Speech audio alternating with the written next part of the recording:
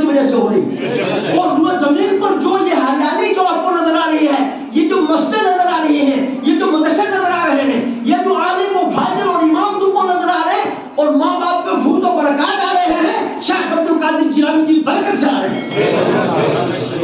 آپ فرماتے ہیں کہ مجھے خدا نے ایسی طاقت دی ہے کہ میرے ایک ہاتھ میں شریعت کا سمندر ہے اور دوسرے میں طریقت کا سمندر ہے. میں جس سمندر میں ڈوبکی لگانا چاہوں میں لگا سکتا ہوں. قرآن و حدیث کے علوم جہاں سے میں چاہوں کتاب سے نکال سکتا ہوں, اور طریقت کے سمندر میں ڈالوں تو میں طریقت کا مسائل حل کر سکتا ہوں. شریعت ہو کہ طریقت ہو, شیخ عبد القادر جیلانی کے ہاتھ میں. اب ہمارا درس تو علم حتی صرف و قدرت. میں نے اتنا پڑھا قرآن حدیث کو کہ میں قطب ہو گیا, پڑھتے پڑھتے قطب ہوا. اور اس نے کبھی مدرسے کا منہ نہیں دیکھا, مدرسے میں نہیں گیا. عالم کی غیبت, خطیب کی غیبت, مولوی کی غیبت, سید کی غیبت. آپ کو بتاؤں ایک حدیث سنو گے, اللہم صلی اللہ علیہ وسلم محمد وبارک وسلم صلی اللہ علیہ وسلم. اغدو عالما او متعلما او مستمعا او محبا. اس حال میں ٹائم پاس کرو کہ یا تو تم عالم بنو یا طالب علم بنو, یا دونوں کو سننے والا بنو, یا ان سے محبت کرنے والا بنو. بلا تاکون الخامس, پانچواں نہ بنو, یعنی دشمن نہ بنو, غیبت کرنے والا نہ بنو. فتح حلیق تو ہلاک ہو جائے.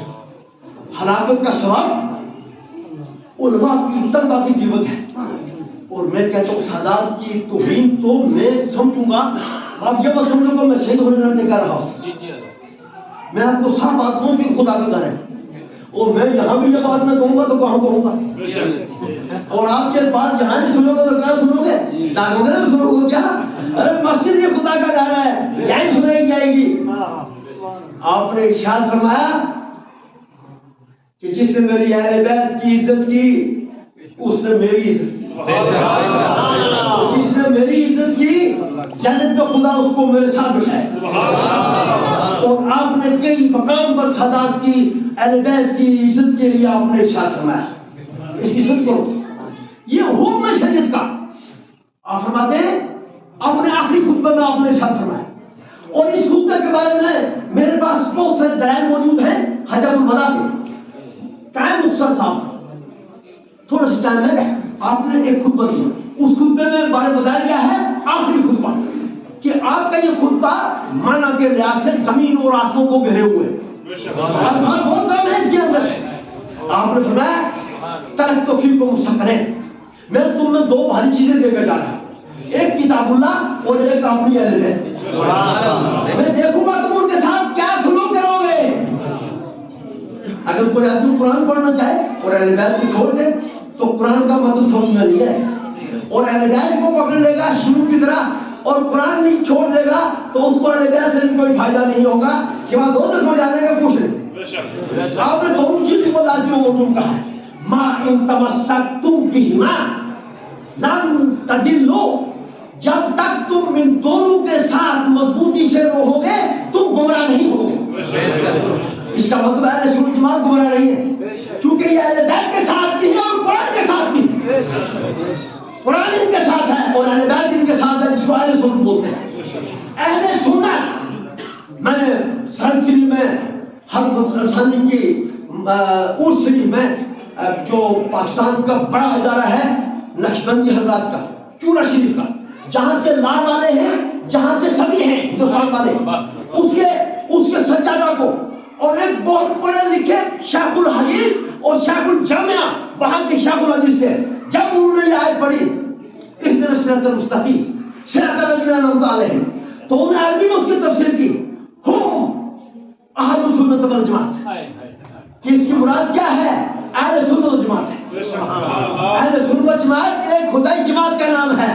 اور ایک حدیث میں اور سنا سکتا ہوں, ید اللہ علی الجماعت, خدا کا دست قدرت اہل سنت پر ہے.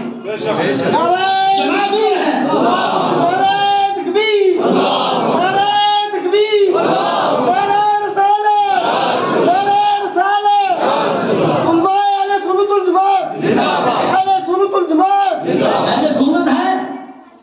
تو حضرت علی اہل سنت ہے، مولا کائنات اہل سنت ہے، حضرت امیر معاویہ ہے، حضرت اہل سنت ہے، ابو سعید خدری ہے، اور جتنے صحابیوں کا نام لو اہل سنت و جماعت کے مجموعہ کا نام. اور مذہب یہی حق ہے. ستفترق امتی علی ثلاث وسبعین ملۃ، حدیث میں ہے کہ میری امت کے 73 فرقے ہو جائیں گے، ایک جنت میں جائے گا. ہم اہل سنت والجماعت. وہ فرقہ کون سا جنت میں جائے گا؟ جو اہل سنت والجماعت ہوگا. ارے میں کہوں تو آپ مجھے ہاتھ کھڑی لگا سکتی ہو، گولی مار سکتی ہو، لیکن سرکار کی زبان سے جملہ نکلا اہل سنت والجماعت ہو گئے. ما انا علیہ و صحابی، جو میرے اور میرے صحابہ کے راستے پر ہوگا وہ ہوگا. اور آپ نے آخری خطبہ میں کہا اللہ اللہ فی صحابی، میں تم کو اپنے اصحاب کے بارے میں خدا کی یاد دلاتا ہوں. جب تم صحابی کا نام لو خیر کے ساتھ کو، برائی کے ساتھ کو، ولا تسبوا اصحابی، میرے کسی صحابی کو برا مت کہو. اگر صاحب ایمان ہو تو صحابی کو برا نہ کہو، صحابی کی تعریف کرو. اگر تم کو سرکار کا فیض چاہیے کر لو. شیخ سید عبد القادر جیلانی رضی اللہ عنہ ہو، اعلیٰ سے لکھا ہے کہ الوہیت ہی احمد نے نہ پائی، نبوت ہی سے تو عاطل ہے یا غوث. یعنی سرکار کی فضیلت اور طاقت خدا نہیں ہے وہ، لیکن باقی سب کچھ ہے. اور شیخ عبد القادر جیلانی نبی نہیں ہے، صحابی نہیں ہے، تابعی نہیں ہے، باقی سب کچھ ہے.